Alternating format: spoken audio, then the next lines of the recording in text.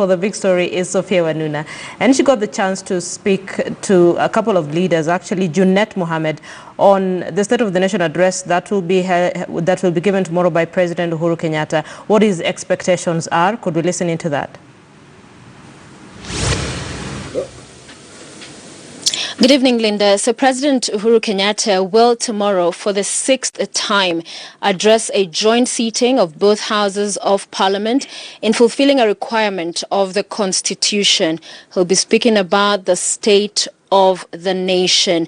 And of course, we are looking at what he said in the past, and it's going to form part of the conversation you will be having in studio tonight. But I want to this evening speak with the Sunais Member of Parliament, Honorable Junet Mohammed. Thank you for making time for us.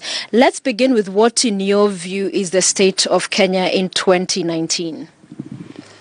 First of all, I want to say that this is a constitutional requirement under Article 132 of the Constitution, that the President must address the nation on how we are doing on issues of Article 10 of the Constitution.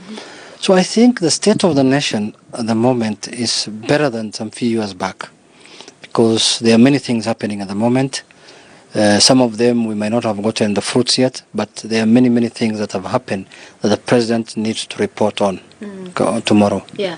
So would you say it's strong, it is medium, a lot of work needs to happen, it is strong? I can say it is work in progress. There is a lot that has been done to rectify many things that were going wrong before. And I think with time, maybe there will be deliverables. And I think we can, as for now, say it's work in progress. Yeah. One of the things and the conversations that have dominated the public conversations and debate is the fight against corruption. And this is something you spoke about in last year's State of the Nation address, that a lot needs to happen to ensure taxpayers' money is protected for service delivery. One of the things that stood out for me that he spoke about was coming up with preventive mechanisms, putting those in place to ensure we're not just talking about corruption, but we try to do something to avoid and prevent it in the first place. But there doesn't appear to be much 1 year on. Do you agree? There is a lot that has happened in the war against corruption. First and foremost, the amount of money that is being associated with theft, with corruption, is mind-boggling. And I think if the President did not come out strongly to fight that war, I'm telling you, this country will have collapsed by now. There will have been no money even to pay teachers and even, policemen and all kind of people.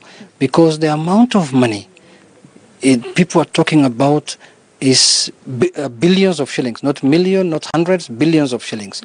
So I think first what he's doing is part of the preventive measures, that he's trying first to deal with the people who investigative agencies have identified as perpetrators of this act.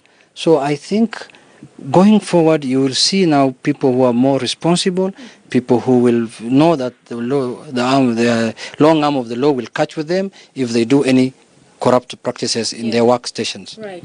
Because one would argue systems like IFMIS that was sold to Kenyans as tamper-proof, foolproof, will not have leakages. If somebody tries to do any monkey business and loot, we'll be able to catch them. But either way, every other day, a headline of billions of shillings being stolen is taking place. So preventive to as far as the systems the government has put in place for financial management in the country, those, some would argue, are still wanting. True, there are problems with the systems like IFMIS that needs to be addressed, but there are other systemic issues within the government. When you see the kind of theft that was happening, you could easily say this was a criminal enterprise that was going on. But now the President is leading from the front. That's why you are seeing us as opposition supporting him, because this is one of the issues that we were feeling that should be addressed as a country. And once the President has agreed and went forward to address them, I think the obligation that we have is just to support him so that the Kenyans can get value for their money. Right. So whether it is systems like IFMIS, whether it is individuals, whether it is departments and ministries, it is very important that all those matters are addressed wholesomely so that we have a better Kenya going forward. Yeah. There is a sense of almost resignation growing on Kenyans in as far as there's been so much rhetoric and talk about fighting corruption. The president has warned. The president has expressed anger. In fact, some of the feedback we've been getting from viewers is we need to move away from that to action. So what do you expect from the president? We had some members from ODM say he needs to fire some of the CSs. For you, what is that out of just talking that will be action that will show this president is serious about the fight against corruption? You see, there are people who are just making political statements and telling the president that he must fire CS so-and-so, CS and so-and-so. I don't believe in that school of thought. We have institutions in this country that are given a lot of money every budget cycle, taxpayers' money, to do investigation. Those investigative agencies will come and tell Kenyans who is responsible for any crime of corruption. So if a CS is found culpable through the investigative agencies, that is the time now we should ask for the CS to leave office. So I don't think it is, firing is not part of solving the problem. The way it can be solved in keyword is to have faith in the investigative agencies, let them be given time to investigate those matters, let them present their report to the DPP. If the DPP is concurrent with them that there is a crime committed, then definitely those CSS have to leave office. But for now, let us not put the cart before the horse. But the question would be, there needs not to be proof of guilt for the president to sack or ask to step aside his appointees. He appoints them without really explaining to Kenyans why he's chosen them. So when the allegations, or at least he sees incompetence in their service delivery, when they're not measuring up with the needs and requirements of Kenyans, then he should take action, shouldn't he? Are you 100% satisfied with his cabinet as it is? You see, incompetence is different from corruption. Correct. If a CS is incompetent, then the president can sack him based on incompetency. But if it's about corruption, investigations must be done, a crime must be ascertained by the DCI or the EACC, we get concurrence from the DPP, then at that point in time, the cabinet ministry must leave office. But if it is about insubordination, incompetence, all those now are in the domain of the president. If he feels... Do you think he needs to relook his cabinet? I think he needs to relook into his cabinet. That I agree, because there are issues Kenyans have expressed, and there are issues that are pointed out, some bordering corruption, and some of them incompetency, some of them insubordination. There are cabinet secretaries who are not doing what the president has told them to do. But the main thing is, if the president feels that a staff of his, which is a cabinet secretary, is incompetent, then he should not leave Kenyans to suffer. Yeah. He should relieve him of his duties. But if it's corruption, and the DCI and the EACC have confirmed that there is crime, then that means he should sack them. Yeah. Yeah. One more question around corruption. It is a fight and that has seen sort of like a line drawn within Jubilee, that you have what would be described as a former URP as they came together with TNA, now at odds with TNA. The deputy president saying he does not have confidence and calling out the DCI as a flat lie, some of the allegations that he's put out there. So what in your view should be the action, if at all, the president takes to make sure his government is reading from the same script? I think it is very shocking to see Jubilee Party, which is the governing party, reading from different scripts when it comes to fight against corruption. It is very shocking again that none other than the deputy president says in public that he has no confidence in the DCI or the DPP or EACC, because this is one government. It is the government's it is the government's war, that decision to fight the war on corruption. Now, if the deputy president can come out publicly and say this war is targeting him, then it totally shows that there's a big problem. But the bottom line, or the person who will be held accountable by Kenyans is the CEO of the country, who is the President of the Republic of Kenya, President Uhuru Kenyatta. Yeah. It's not going to be the Deputy President. The Deputy President wants to become President in 2022. He's not President now. So if money is stolen now, billions are stolen, the person who is going to be held responsible by Kenyans is none other than President Uhuru Kenyatta, period. Yeah. the buck stops with him, With the president. with the president. Okay. So whatever the deputy president says, whatever member of parliament says, whatever senator says, including Junet, doesn't count. The person Kenyans know, and they have given him the constitutional mandate to lead them, is President Uhuru Kenyatta. Right.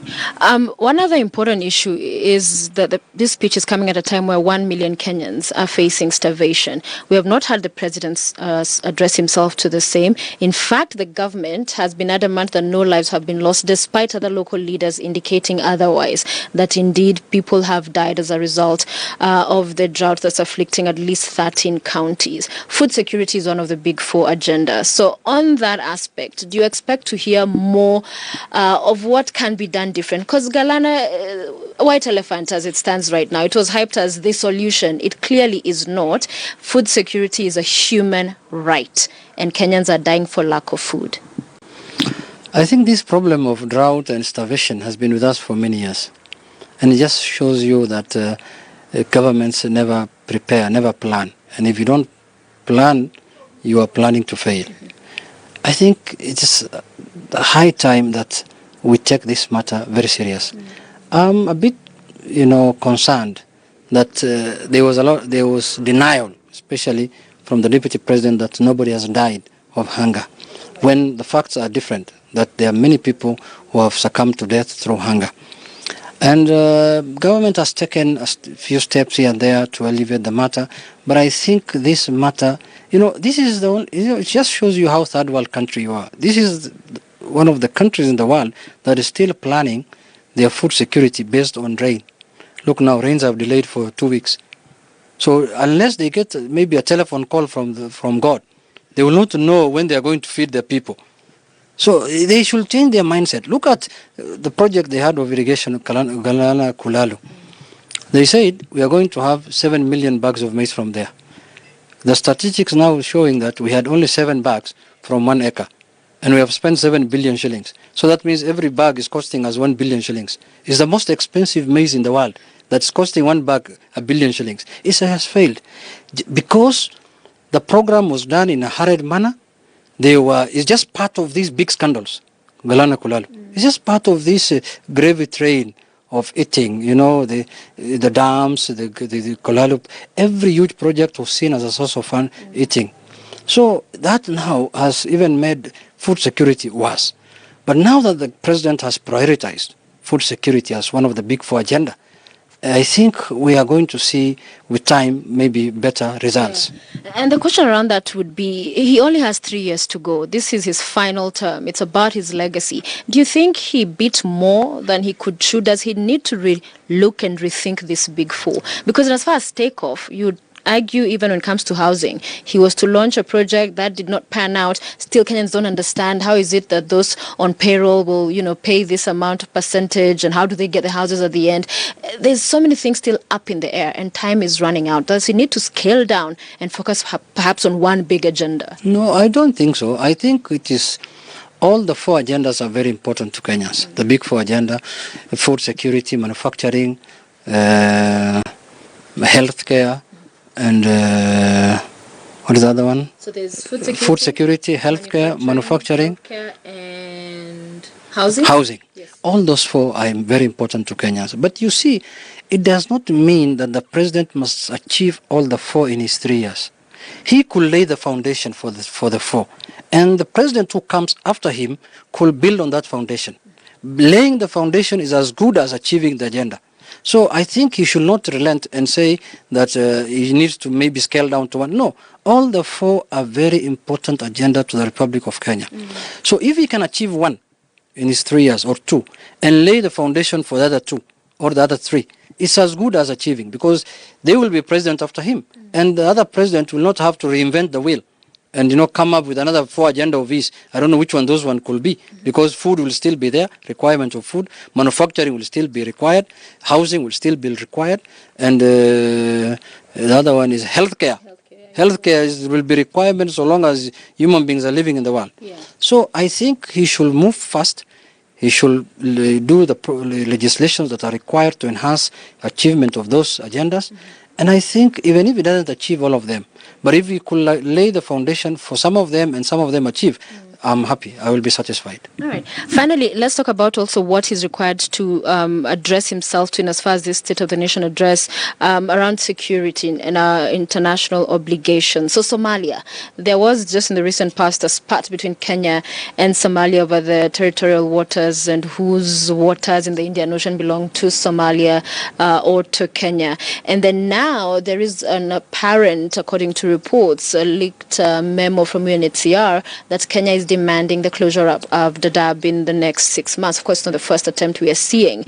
What does this say to you that with Somalia, a neighbor of Kenya's, we have a long history, our troops are there, they've been there for a couple of years now. How should we tread these waters? I think first, it is the responsibility of the president as the commander-in-chief to protect the boundaries of the Republic of Kenya. And to make sure that no inch of land that belongs to this country is taken by another country.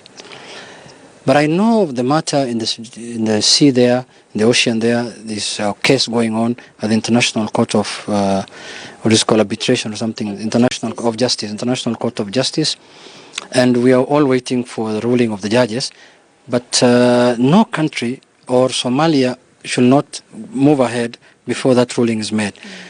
But also Kenya must know that Somalia will remain their neighbor for many years. And it's not a choice that you became neighbors. It's the way God has put people together. And I think the refugees, if the country has become stable and secure, it's good to go back to your country. Because you came here as refugees because the country was not stable and secure. But if the country is not yet secure or stable, I think people should not be forced to go back to their country because it is an international convention and treaties that you must help refugees from whichever country they are, even if their country is unstable. So I think... And Somalia, is it stable in your view? I think Somalia is getting better than before it was, and Kenya has played a big role in making sure that Somalia gets better than it was. Yeah. But in terms of the international boundaries, I think every country must abide by the law. And anything belongs to Kenya should remain Kenya, and anything belongs to Somalia should remain Somalia. Okay. Yeah. Thank you very much. Honorable Junet Mohammed speaking to us there about the State of the Nation address expected by President Uhuru to be delivered by President Uhuru Kenyatta tomorrow. It is his second term, the sixth overall. And we will, of course, throughout the show, Linda, be hearing from other Kenyans and what they're expecting to hear from the President tomorrow afternoon. Of course, here at KTN News, we will be covering that wall-to-wall coverage from early morning till later on for reactions after the speech, Linda.